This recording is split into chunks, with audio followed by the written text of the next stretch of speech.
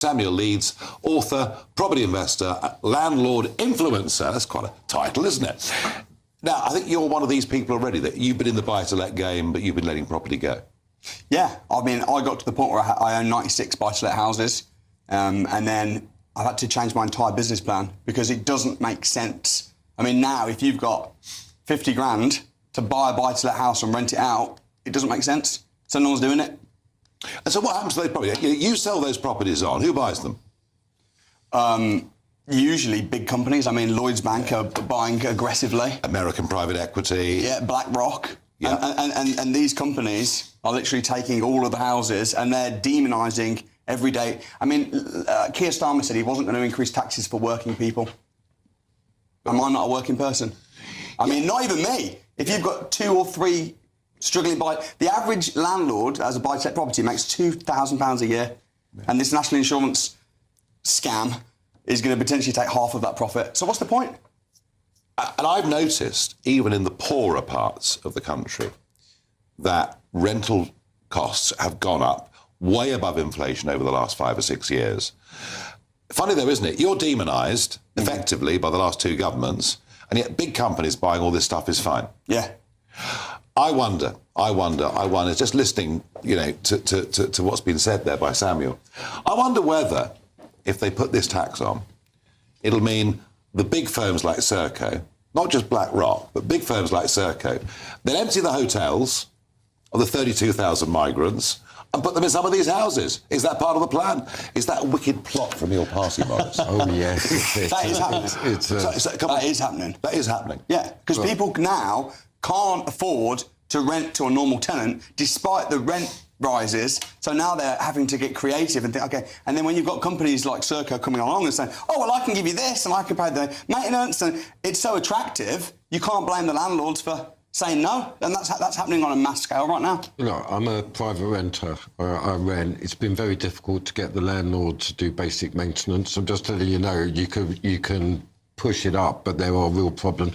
In Grimsby, where I spend a lot of time, there's mass ownership of the houses by absentee landlords. Yeah. There's damp, there's mould, there's rot. None of this is enforced. So we've got quite a big housing crisis. But the issue is what Nigel says is that these changes will then lead to a greater concentration of ownership by larger, completely corporate businesses. So I think there's got to be a way of distinguishing someone who owns a couple of properties, 2 or 3, and maintains them and cares for them.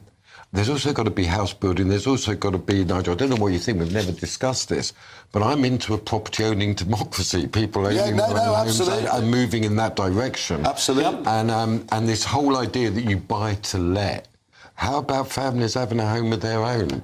Well, but I mean, that's partly because of property prices. Also just renting doesn't boost the productive economy. Where we've got to move is towards industry, to people owning their own homes in those areas. Wasn't it Napoleon that called the English a nation of shopkeepers? It was. Basically what he meant, and it's still true, which is we are a nation of small business people. And the reality of the matter is, it's like this government, and frankly, let's not just say this government. Yes. There have been historic positions here where, to be absolutely honest, they haven't understood.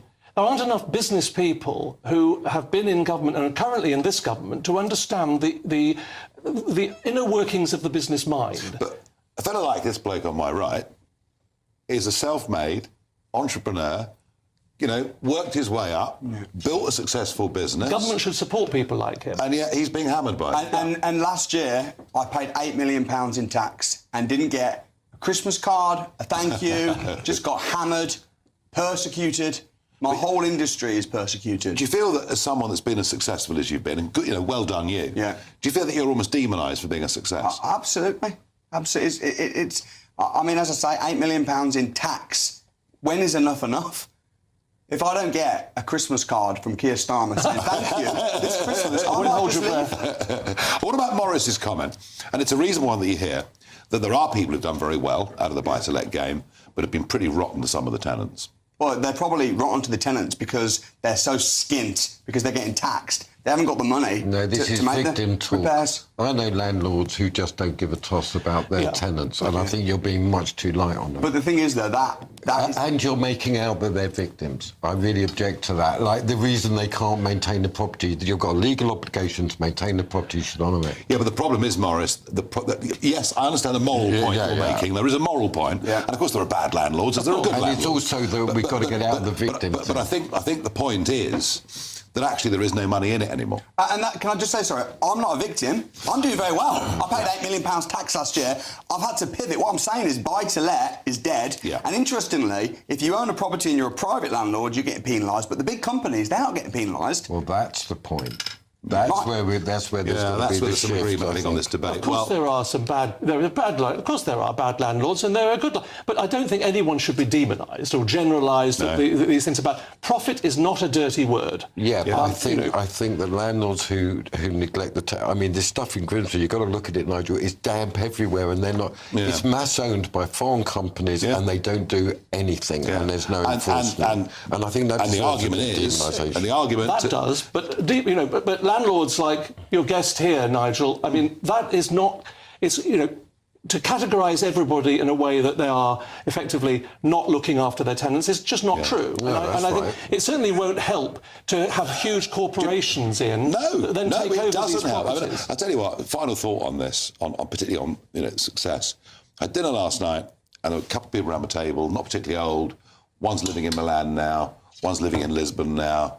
A lot of people are leaving. Mm-hmm. Do you ever feel that they're pushing you abroad with everything? Absolutely. And the thing is, I could leave to Dubai, spend 6 months there, and pay no tax. Yeah. That they are deliberately pushing rich people out for a reason, and in my opinion, it's because they want to control people. Because you can't control rich people very easily, so let's get rid of them. Let's make it impossible for them to stay, and now we do what we want. The trouble is, we get rid of all the high taxpayers, it means everybody else got to pay more. Correct. That's right. That's right. Right, we're done. Thank you for coming in. Here's the thing, whilst it is tough to buy property right now, it is tough to be a landlord. If you know how to structure it properly, there's not been a better time in the last decade to make money in UK property, in my opinion. So I decided to put on a free online training session to show exactly how you can get started in property, even if you've not got much money to start with, and scale a property portfolio fast, profitable, and tax-free. If you're interested, check the link in the description and I'll show you how.